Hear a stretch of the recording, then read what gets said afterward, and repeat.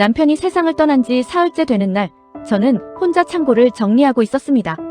먼지가 소복이 내려앉은 상자들, 오래되어 색이 바랜 가구들, 세월이 켜켜이 쌓여있는 공간이었습니다. 이건 뭐 하는 거예요? 며느리가 현관에서 물어봤습니다. 시아버지 것들을 정리하고 있어. 창고요? 쓸 게 뭐 있어요? 며느리는 거들떠보지도 않고 돌아갔습니다. 엄마, 빨리 끝내고 나와요. 아들도 자기 방에 들어갔습니다. 저는 혼자 상자를 열었습니다. 낡은 신발, 헌 옷들, 서서히 변색된 사진 앨범들, 그리고 맨 구석에 녹슨 철제 상자 하나. 무거웠습니다. 자물쇠가 걸려 있었습니다. 40년을 잠겨있던 그 상자. 저는 자물쇠를 깨뜨렸습니다. 안에는 빛 바랜 일기장들, 수십 권의 노트, 그리고 많은 편지들. 손가락으로 첫 일기장을 펼쳤습니다. 오늘도 아이들 얼굴을 보고 왔다. 이름도 모르는 아이들이지만 잘 자라주길 바랄 뿐이다. 날짜는 40년 전이었습니다. 손이 떨렸습니다. 페이지를 계속 넘겼습니다. 이번 달 월급의 절반을 보냈다.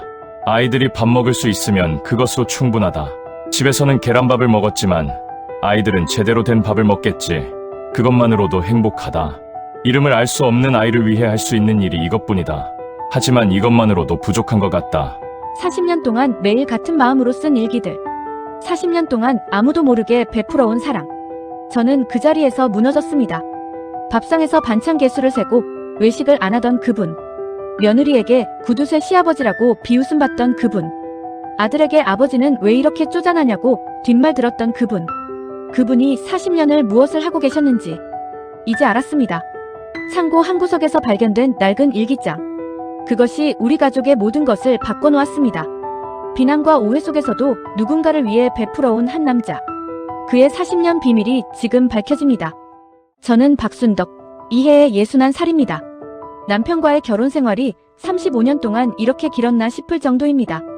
30대에 결혼해서 지금까지 함께 했으니 인생의 절반을 남편과 함께 산 것입니다. 하지만 지난 일주일간은 그렇지 않았습니다. 돌연 찾아온 심근경색. 병원에 도착했을 때는 이미 너무 늦었습니다. 죄송합니다. 너무 오래 지났어요. 의사의 그 말이 제 인생을 나눴습니다. 남편이 세상을 떠나기 전 저는 평범한 주부였습니다. 아침에 일어나 밥을 지어주고 남편 옷을 다려주고 집을 치우고 아들과 며느리가 원할 때 가서 도와주는 그런 평범한 아내, 평범한 며느리였습니다. 남편 박정우는 평생 조용한 사람이었습니다. 직장에서도 특별히 두각을 나타내지 않았습니다. 평사원으로 일하다가 정년퇴직했습니다. 월급도 그리 크지 않았습니다. 하지만 부족하지도 않았습니다. 먹고 살만하면 된다. 그것이 남편의 인생 철학이었습니다. 남편은 항상 검소했습니다. 새 옷을 사지 않았습니다. 매번 손때 묻은 것들을 입었습니다. 외식도 거의 없었습니다. 저는 그걸 남편이 구두쇠라고 생각했습니다. 아들 박준호도 아버지를 그렇게 생각했습니다. 아빠, 왜 이렇게 돈을 안 써? 좀 편하게 살아도 되지. 아들의 비난이 계속되었습니다. 준호는 저희 부부와 다르게 자랐습니다. 대학을 졸업하자마자 큰 회사에 들어갔고 벌써 대리까지 올랐습니다. 결혼도 일찍 했습니다. 아내 한유진은 같은 회사 후배였습니다. 처음 만났을 때는 정말 좋은 며느리라고 생각했습니다. 예의 바르고 배려심 있고 예쁜 여인이었습니다. 어머니, 처음 뵙겠습니다. 그렇게 인사했던 유진이. 하지만 결혼 3년이 지나면서 달라졌습니다. 어머니, 시아버지는 정말 왜 이렇게 짜내세요? 저희도 집이 필요한데. 아버지는 퇴직 이후 뭐 하세요? 그렇게 비난이 시작됐습니다. 남편은 아무 말도 하지 않았습니다. 다만 계란밥을 한 그릇 더 먹을 뿐이었습니다. 저도 뭐라고 해야 할지 몰랐습니다. 남편이 평생 그렇게 살아왔는데 이제 와서 바뀔 리 없었습니다. 시간이 흐르면서 저도 남편을 이해하지 못하게 되었습니다. 여보, 이것도 기우는데 또 고쳐야 해. 그냥 이대로 써. 근데 새로 사면 얼마나 든다고. 괜찮아. 남편과의 대화는 점점 줄어들었습니다. 저도 가끔 생각했습니다. 정말 왜 이렇게 쪼잔할까? 아들이 집을 사겠다고 했을 때 남편은 아무 도움도 주지 못했습니다. 아버지, 조금 도와주실 수 있으세요? 미안하다. 아빠는 그럴 형편이 못 돼. 아들의 얼굴이 굳었습니다. 그 뒤로 남편을 보는 아들의 눈빛은 더 차가워졌습니다. 유진도 마찬가지였습니다. 아버지는 정말 평생 그렇게만 사세요? 그렇게 지난 5년. 남편은 점점 조용해졌습니다. 거실에 앉아 신문을 읽기만 했습니다. 가끔 텔레비전을 봤습니다. 하지만 눈은 화면을 보지 않고 창밖에 어딘가를 보고 있었습니다. 저는 그 모습이 가여웠습니다. 남편이 우리 때문에 상처받는 것 같아서요. 하지만 할 말이 없었습니다. 여보, 뭐해? 그냥. 그것이 마지막 대화였습니다. 그 다음날 새벽, 남편은 쓰러졌습니다. 응급실로 실려간 남편. 의사의 말. 죄송합니다. 그것이 끝이었습니다. 장례식은 조용했습니다. 직장 동료들이 몇 명 왔습니다. 하지만 특별히 슬퍼하는 사람은 없었습니다. 남편은 그렇게 평범한 삶을 살아왔습니다. 창고는 정리해야 하니까 며칠 뒤에 할게. 저는 못 도와드려요. 일이 바빠서요. 유진이는 그렇게 말했습니다. 아들도 마찬가지였습니다. 엄마, 창고 정리는 나중에 해. 지금 너무 바빠. 그렇게 저는 혼자 창고로 들어갔습니다. 장례 이후 3일 만에 저는 창고로 들어갔습니다. 혼자였습니다. 창고의 문을 열었을 때 먼지 냄새가 코를 찔렀습니다. 40년을 하나의 공간에 쌓여온 모든 것들. 박정훈이 살아온 모든 흔적들이 여기 있었습니다. 상자를 하나씩 열어봤습니다. 낡은 신발들, 헌 옷들, 오래된 서류들, 계산서들. 그리고 점점 깊숙한 곳으로 들어갈수록 무언가 이상한 느낌이 들었습니다. 상자 아래에 뭔가 종이가 보였습니다. 영수증들이었습니다. 어린이 보호소 후원금 영수증, 시립보육원 익명 후원, 아동복지센터 정기 후원금. 시간이 흐르면서 영수증이 점점 많아졌습니다. 모두 아이들 관련 시설들이었습니다. 모두 후원금 영수증이었습니다. 그리고 맨 구석에 그 녹슨 철제 상자가 있었습니다. 이게 뭐지? 상자는 무거웠습니다. 자물쇠가 걸려 있었습니다. 40년을 잠겨있던 상자였습니다. 저는 상자 옆에 있던 도구를 들어 자물쇠를 깨뜨렸습니다. 철컹. 자물쇠가 떨어졌습니다. 상자의 뚜껑을 열었습니다. 안에는 일기장들이었습니다. 수십 권의 낡은 일기장들. 모두 같은 필체로 가득 채워져 있었습니다. 남편의 필체였습니다. 손이 떨렸습니다. 첫 번째 일기장을 꺼냈습니다. 1983년. 결혼 직후입니다. 첫 페이지를 펼쳤습니다. 오늘 박정우는 결혼했다. 춘덕이는 좋은 아내가 될 것 같다. 그리고 나는 무언가를 하고 싶다. 돈으로 할 수 있는 무언가를. 페이지를 넘겼습니다. 보육원에 들어갔다. 아이들이 놀고 있었다. 많은 아이들, 너무 많은 아이들. 모두가 누군가를 기다리고 있는 것 같았다. 나는 결정했다. 다음 페이지. 이번 달 월급 받았다. 250만 원이다. 100만 원을 후원하기로 했다. 춘덕이는 모를 것이다. 하지만 괜찮다. 나는 이 아이들을 도울 수 있다. 손이 더욱 떨렸습니다. 계속 페이지를 넘겼습니다. 오늘도 후원금을 보냈다. 나는 이 이름 모를 아이들의 이름을 알 수 없다. 하지만 괜찮다. 내가 아는 것은 이 아이들이 배가 고프다는 것뿐이다. 나는 그 배를 채워줄 수 있다. 순덕이가 새 옷을 사고 싶다고 했다. 나는 못한다고 했다. 미안하다 하지만 이 아이들이 옷이 필요하다 더 절실하게. 아들 준호가 좋은 직장을 잡았다고 했다. 나는 축하했다. 하지만 그 돈으로 집을 사겠다고 할 때 나는 돌아서 있었다. 미안하다 하지만 나는 할 말이 없었다. 이 아이들을 위해 더 많은 돈을 벌었어야 했나? 더 열심히 일했어야 했나? 아니다. 이것이 내가 할 수 있는 전부다. 이것만으로도 충분하다. 일기장의 글들은 계속됐습니다. 40년 동안 반복되는 같은 문장들. 오늘도 후원금을 보냈다. 아이들을 위해 작은 것이라도 도움이 되었으면 좋겠다. 나는 이 아이들을 알 수 없다. 하지만 내 월급의 절반이 그들의 밥이 되고 옷이 되고 책이 된다. 그것으로 나는 충분히 행복하다. 일기장 사이에는 편지들이 끼워져 있었습니다. 아이들의 편지였습니다. 키다리 아저씨께 저는 올해 대학을 합격했습니다. 키다리 아저씨 덕분입니다. 감사합니다. 키다리 아저씨께 저는 취업했습니다. 키다리 아저씨를 만나고 싶습니다. 하지만 보육원 선생님이 말씀하셨습니다. 아저씨는 이름을 밝히고 싶지 않으신다고 했습니다. 그래도 감사합니다. 키다리 아저씨께 저는 이제 커서 아이들을 도와주는 일을 하고 싶습니다. 아저씨처럼 저는 그 자리에 무너졌습니다. 40년 동안 남편은 무엇을 하고 있었습니까? 외식을 안 하고, 새 옷을 입지 않고, 아들과 며느리에게 구두쇠라고 비웃음 받으면서 40년을 이름 없는 아이들을 위해 살았습니다. 그 사실이 제 가슴을 가득 채웠습니다. 후회와 죄책감과 존경과 사랑이 모두 섞여 있었습니다. 저는 창고에서 나왔습니다. 일기장을 들고 거실로 들어갔습니다. 아들 박준호가 소파에 앉아 스마트폰을 보고 있었습니다. 준호, 아들이 고개를 들었습니다. 뭐, 엄마. 이거 봐. 저는 일기장을 아들에게 내밀었습니다. 아들의 표정이 어리둥절했습니다. 이게 뭐예요? 아버지 일기장이야. 아들이 일기장을 받아들었습니다. 첫 페이지를 읽기 시작했습니다.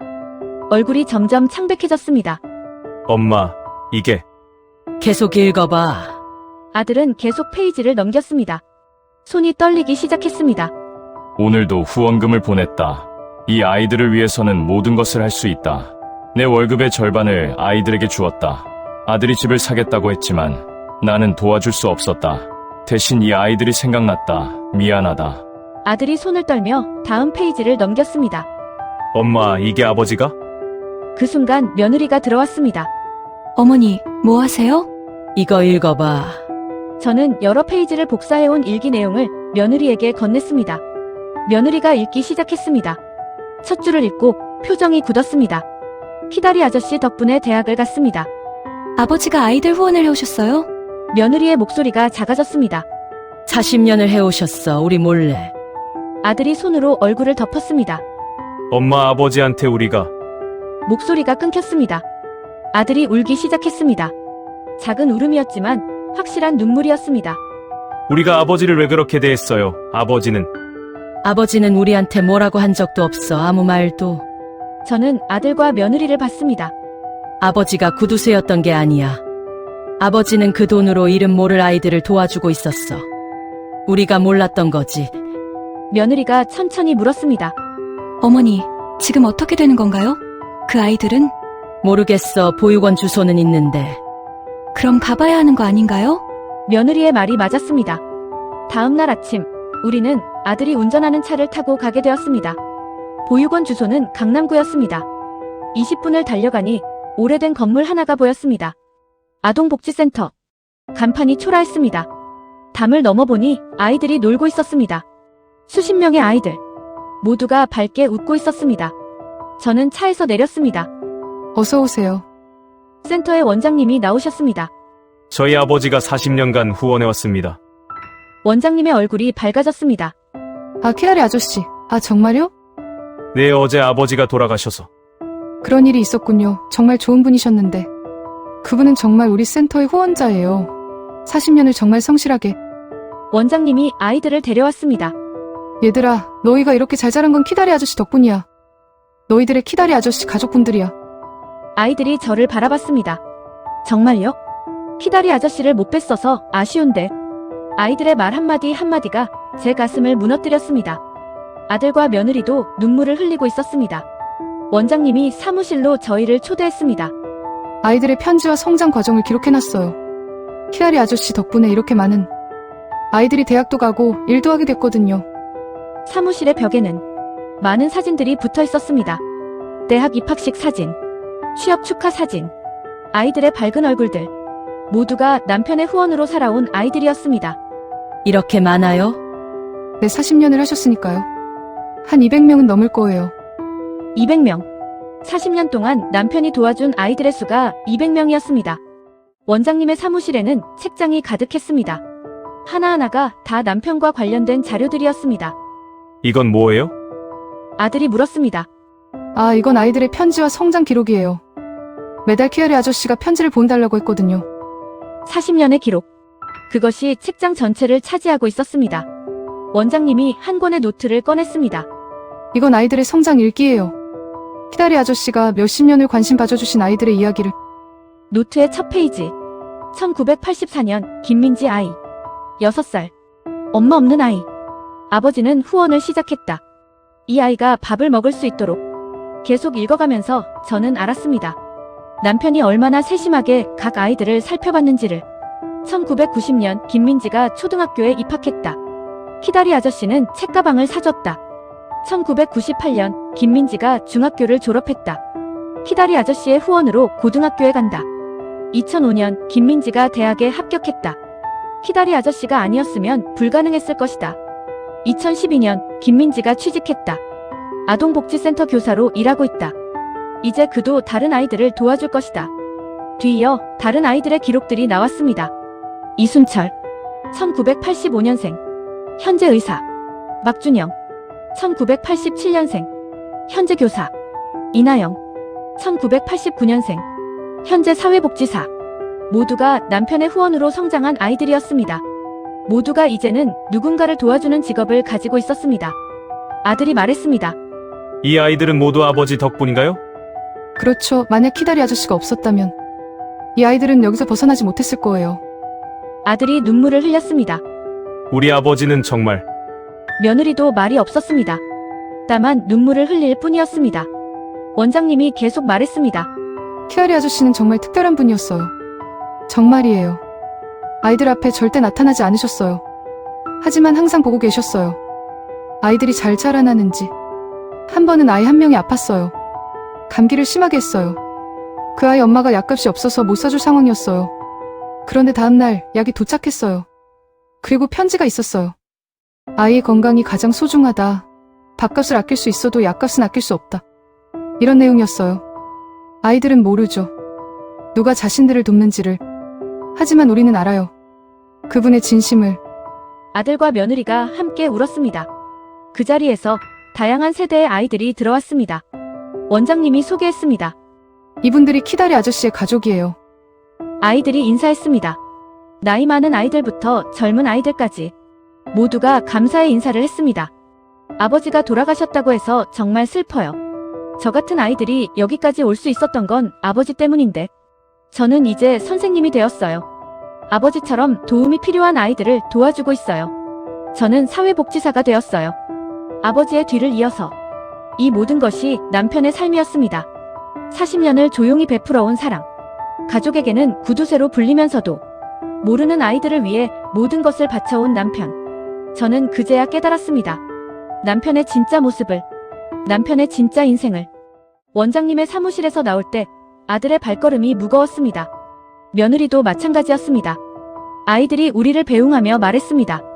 키다리 아저씨 잘 계셨나요? 우리가 정말 뵙고 싶었어요. 아들이 그 말에 대답하지 못했습니다. 대신 고개를 깊이 숙였습니다. 죄송합니다. 우리가 아버지를 제대로 알지 못했습니다. 아이들은 이해하지 못했습니다. 뭐가 죄송하세요? 하지만 우리는 알았습니다. 40년을 몰라왔던 진실을. 그날 저희는 보육원에서 밤새 있다 갔습니다. 원장님과 함께 아이들의 사진들을 보며 각 아이의 이야기를 들으며 남편이 얼마나 많은 아이들의 인생을 바꿔놨는지, 어떻게 그 많은 후원을 조용히 할 수 있었는지, 우리 가족은 그렇게 남편의 진짜 모습을 알았습니다. 차에서 돌아오면서 아들이 말했습니다. 엄마, 우리 어떻게 하지? 뭘?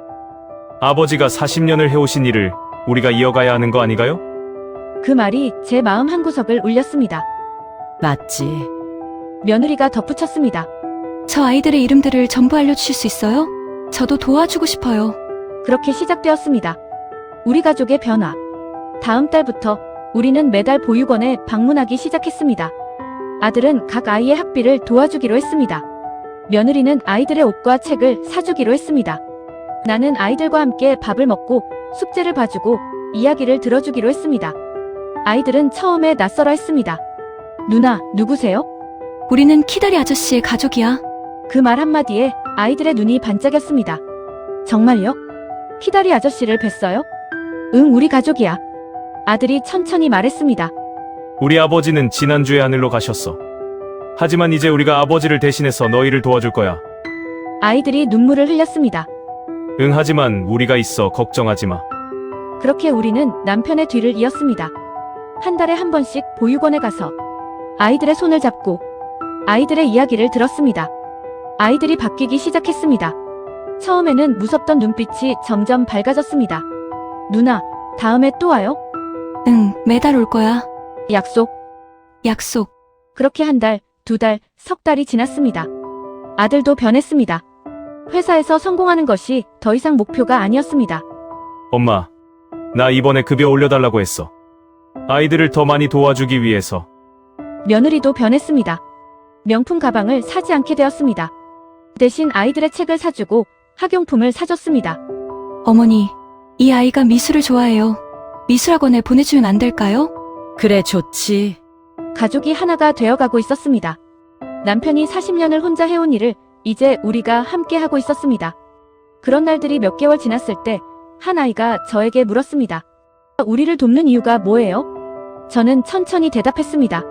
내 남편이 40년을 너희 키다리 아저씨였어. 내 남편이 하늘나라로 가서 없으니 이제 우리가 해줄 차례인 거야. 아이가 고개를 깊이 끄덕였습니다. 나도 커서 누군가를 도와줄 거예요. 아이의 그 말 한마디가 제 인생 전부를 바꿔놨습니다. 이것이 남편이 원하던 것. 40년 동안 조용히 베풀어온 이 사랑이 이렇게 계속되는 것. 다음 세대가 이를 이어나가는 것. 3개월이 지났을 때 우리는 가족회의를 소집했습니다. 거실에 모두가 앉았습니다. 아들, 며느리, 그리고 나. 우리가 아버지의 일을 제대로 이어가려면 어떻게 해야 할까? 아들이 먼저 입을 열었습니다. 엄마, 나는 내달 월급의 절반을 후원하기로 했어, 아버지처럼. 며느리가 덧붙였습니다. 저도 개인 저축을 도움에 쓰기로 했어요. 응, 그래. 저도 말했습니다. 나도 내 용돈을 다 쓸 거야. 그리고 매달 보육원에 가서 아이들과 지낼 거고. 아들이 더 말했습니다. 엄마, 우리 기금을 만들어 볼까? 박정훈 후원 기금 아버지 이름으로. 그래, 그게 좋지. 그렇게 우리는 기금을 만들기 시작했습니다. 친구들, 직장 동료들에게 남편의 이야기를 전했습니다. 우리 아버지가 40년을 이름 없이 후원해왔어요. 우리도 일을 이어가려고 하는데 대부분의 사람들이 응했습니다. 그런 분이 계셨어? 정말 대단하다. 우리도 도와주고 싶어. 반년이 지났을 때 기금은 예상보다 훨씬 많아졌습니다. 우리 가족뿐만 아니라 주변 사람들까지 동참한 것입니다. 박정훈 후원 기금 계좌에는 매달 기금이 모아지고 있었습니다. 원장님이 눈물을 흘리며 말했습니다. 이렇게까지 되었다니? 키다리 아저씨와 보고 계실 것 같아요. 우리 가족도 변했습니다. 아들과 며느리는 더 이상 돈을 버는 것만 생각하지 않았습니다. 돈을 어떻게 나눌 것인가를 생각하기 시작했습니다. 한 번은 며느리가 제게 말했습니다. 어머니, 저 몰랐어요. 나눔이 이렇게 행복한 일이라는 걸. 응, 우리 아버지는 평생 이 행복을 느껴오셨던 거야. 한 번은 아들이 회사에서 온 전화로 명예퇴직을 제안받았습니다. 아까 이번에 인원 조정이 있는데 선택지가 있어요. 하지만 아들은 거절했습니다. 아니요, 저는 계속 일하고 싶습니다. 아이들을 도와야 하거든요. 그 말에 제 가슴이 뭉클했습니다. 아들이 깨어난 것입니다. 진정한 가치가 무엇인지. 1년이 지났을 때 우리는 기념식을 열었습니다. 보육원에서 박정훈 후원 기금 1주년 기념식. 많은 사람들이 모였습니다. 아이들도 참석했습니다. 원장님이 인사말을 시작했습니다. 40년 동안 조용히 후원해주신 박정훈 분께 감사를 드립니다. 그리고 그 뒤를 이어 계속해주고 있는 가족분들께도 감사를 드립니다. 아이들이 노래를 불렀습니다. 사람이 있어, 나를 도와준 사람이 있어, 나는 그 사람처럼 커서 누군가를 도와줄 거야. 그 노래를 들을 때 아들이 울기 시작했습니다. 며느리도 눈물을 흘렸습니다. 저도 울었습니다. 남편이 40년을 바친 그 사랑이 이렇게 계속되고 있었습니다. 다음 세대에게 전해지고 있었습니다.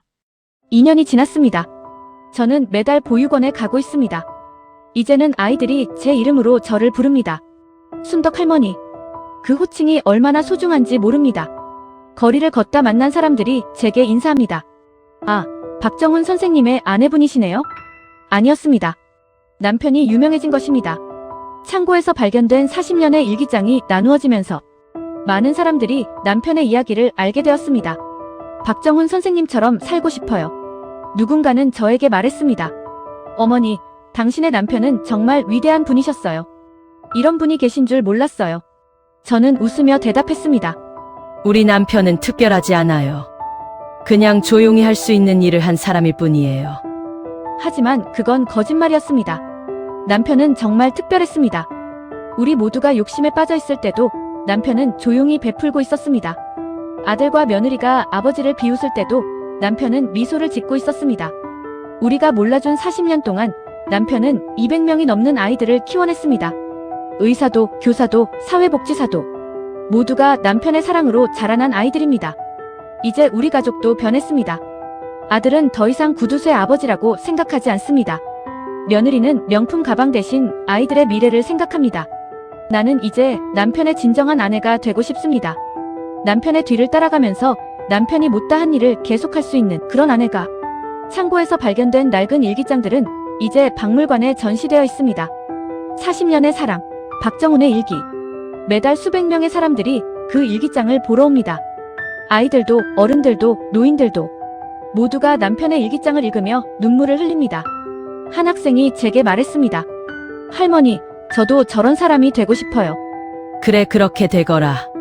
할머니, 박정훈 선생님은 지금 어디 계세요? 아이가 물었습니다. 저는 하늘을 가리켰습니다. 저기 있어. 우리가 아이들을 도와주는 것을 보고 계실 거야. 그럼 박정훈 선생님이 우리를 도와주셨어요? 응, 40년을 너희를 도와주셨어. 아이가 고개를 끄덕했습니다. 그럼 나도 커서 누군가를 도와줄 거예요. 그 말을 들을 때마다 저는 알았습니다.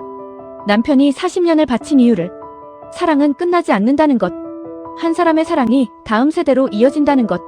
그것이 남편의 진정한 유산이었습니다. 이 이야기가 당신의 마음을 터치했다면 좋아요를 눌러주세요. 혹시 당신의 곁에도 말없이 베푸는 분이 계신가요?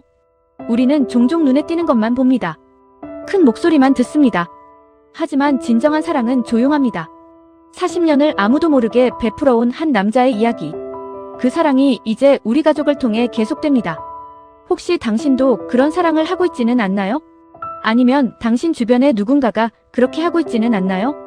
구독과 알림 설정으로 더 많은 사랑의 이야기를 함께 나눠요. 댓글로 당신 주변의 박정훈을 소개해주세요. 당신의 가족 중에 말없이 베푸는 사람이 있나요? 그 사람에게 감사의 말을 건네주세요. 지금이라도 늦지 않습니다. 좋아요와 구독도 함께 해주세요.